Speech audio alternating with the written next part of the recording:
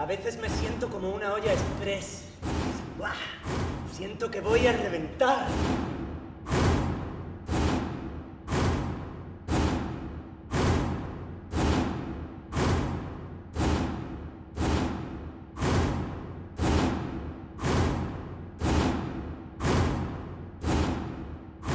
A ver, los hombres solo lloran por cosas importantes.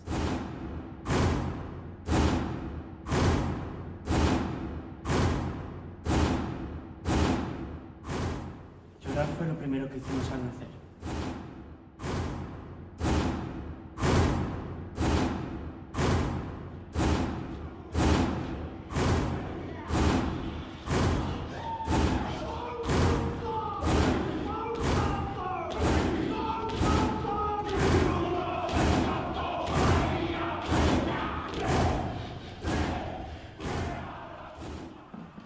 Llevo toda mi vida tratando de ser un hombre.